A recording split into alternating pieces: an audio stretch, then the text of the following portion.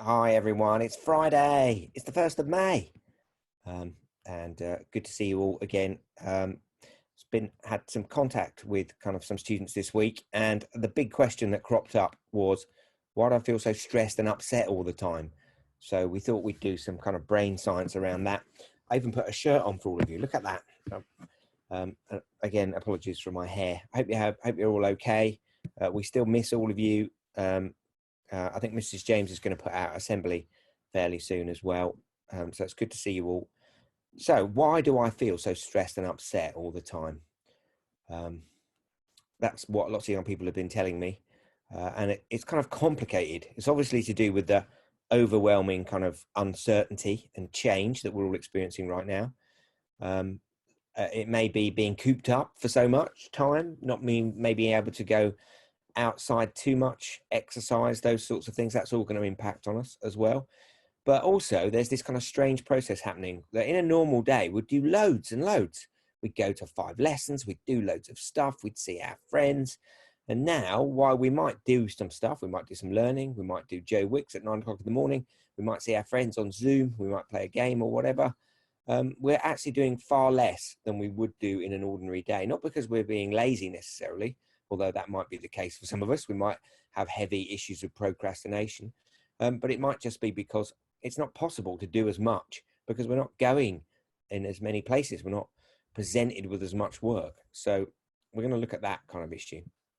So a lot of us might have felt like this, and this is the kind of pandemic side of it. So this is the issue around the fact that there's loads of change and uncertainty, and there's a part of our brain that wants to protect us. So it's going to look at all that stuff and it's going to get really upset, and we are going to feel quite emotional, quite grumpy. We might see that in some of the adults around us as well.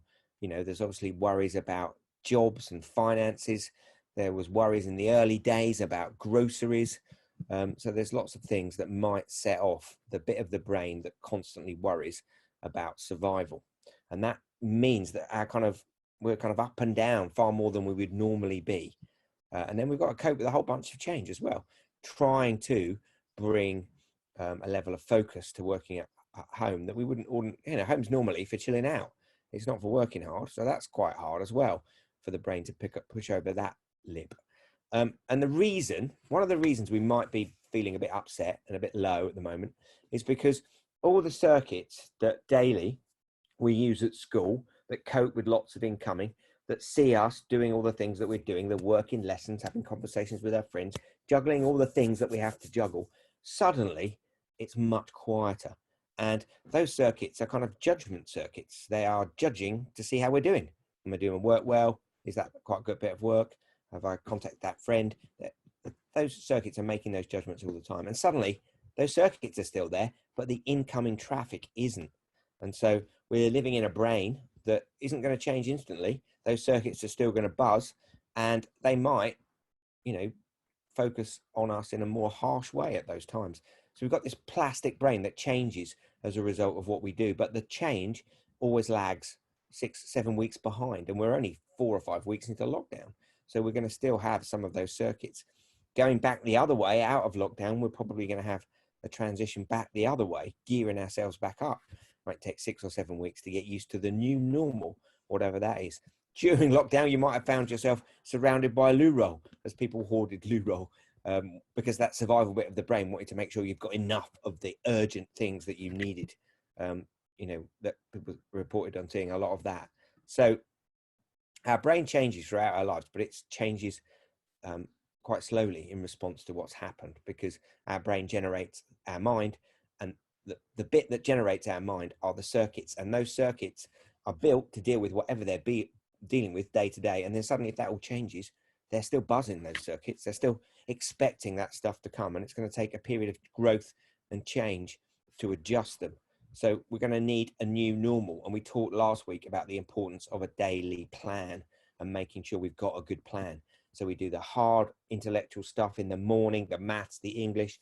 We do the developmental stuff in the afternoon, and we wait to do the fun stuff in the evening.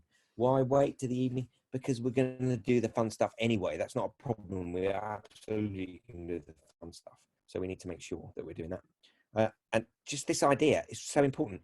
our brain builds our mind. So it's kind of still, a lot of our structures are still ready for the normal period of our lives. They're not kind of adapted yet to what we're facing now.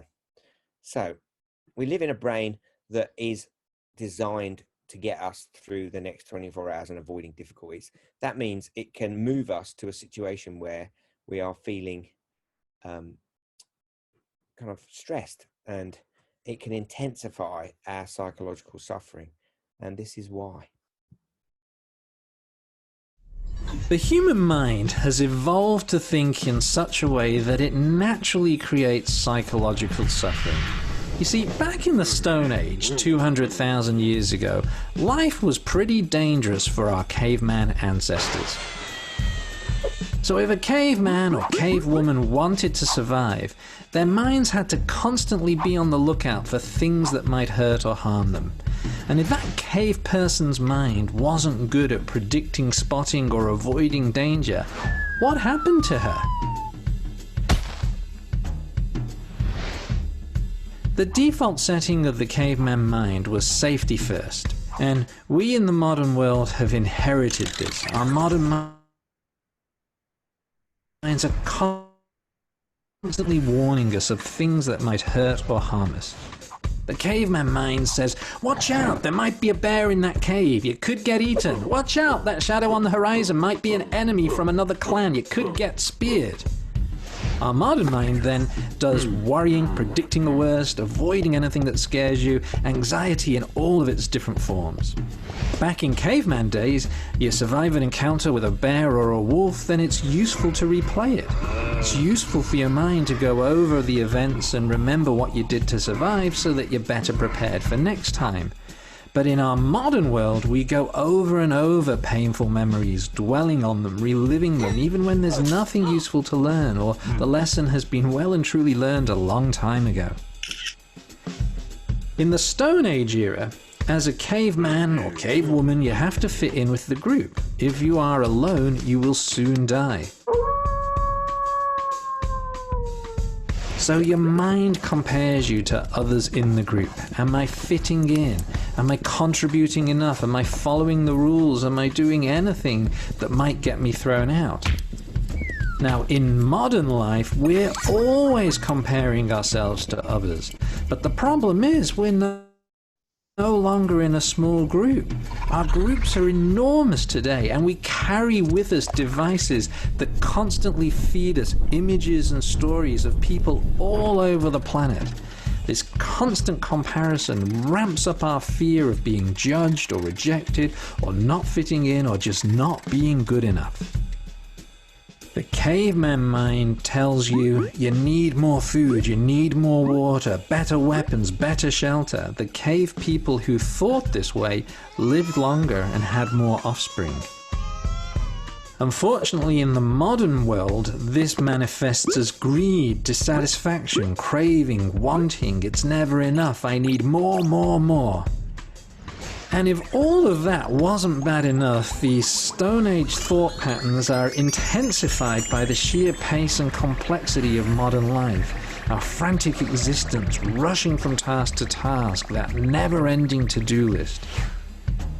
So, when your mind starts doing this unhelpful stuff, as all minds do, remember, it's not defective or abnormal, and it's not deliberately trying to make your life difficult.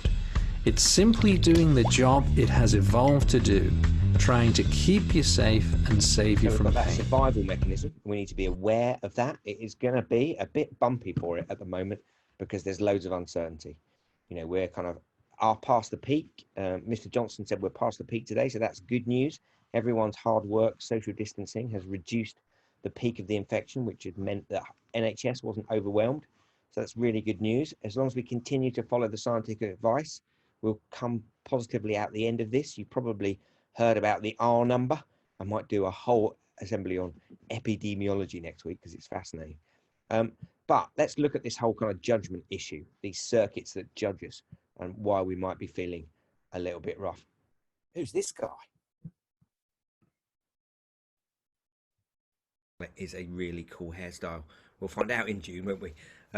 So I'm responding really to set of questions that I've had from parents, colleagues actually working in schools, and students around the kind of sort of bleh feeling that we've got every day when we're in lockdown. A kind of lack of motivation, a kind of what's the blinking point feeling, and the kind of downsides of that. So I wanted to talk really during this week, because our focus in the 12 Rocks at 3 o'clock every day, the 12 Rocks over 12 weeks, we're in week 4 now, so we're looking at mindfulness and mind wandering, and I've put them together for a reason, because they're both connected. The mindfulness circuit, the task positive network, is just behind our forehead. You've heard me talk about the prefrontal cortex before.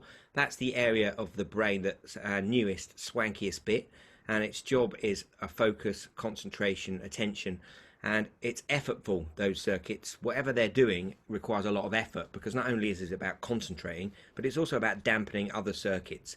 Directly behind the prefrontal cortex is the limbic system, the anterior cingulate cortex, and structures there are part of something called the default mode network, or the mind wandering network. So that's the place we go when we're not concentrating.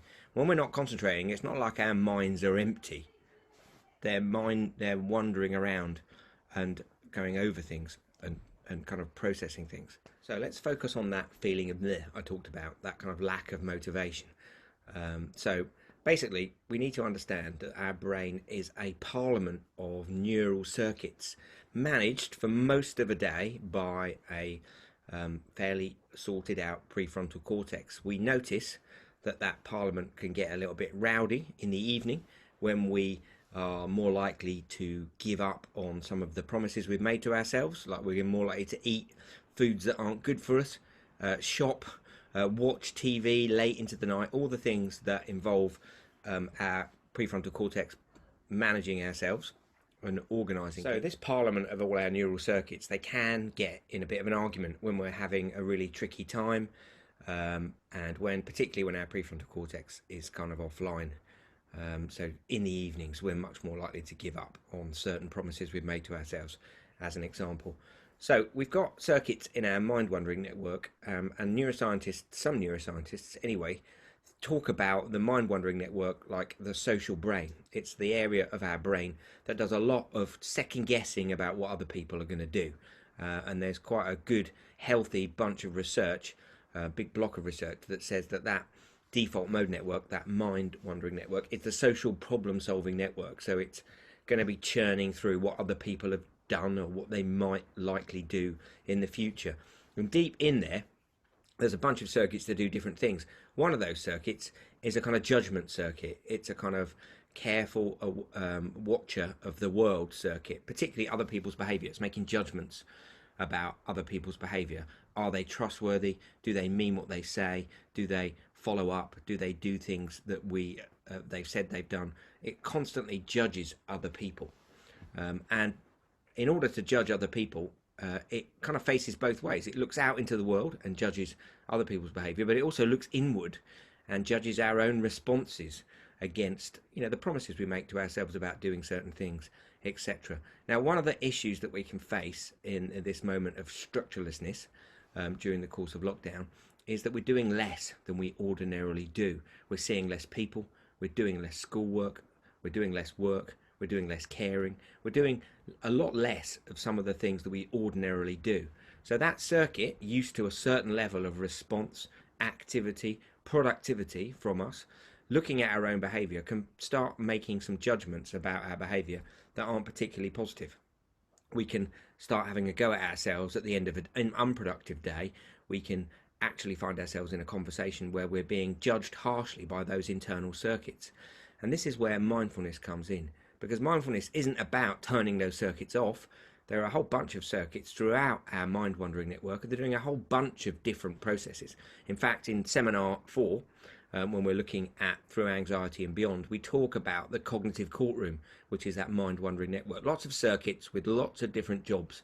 But that judgment circuit, in times like this, when it sees us doing less than we ordinarily would, it can be particularly harsh and beat us up, have a go at us, go around and around. And you may well find yourself after a day where you're doing less necessarily less in some respects, because that's what's required of us in this process of isolation and social distancing, you can find yourself feeling guilty, having a go at yourself and beating yourself up. So the solution to all of this is to raise our awareness of the chatter that goes on in our heads. And that's what mindfulness is about. In fact, it's not just about raising our awareness.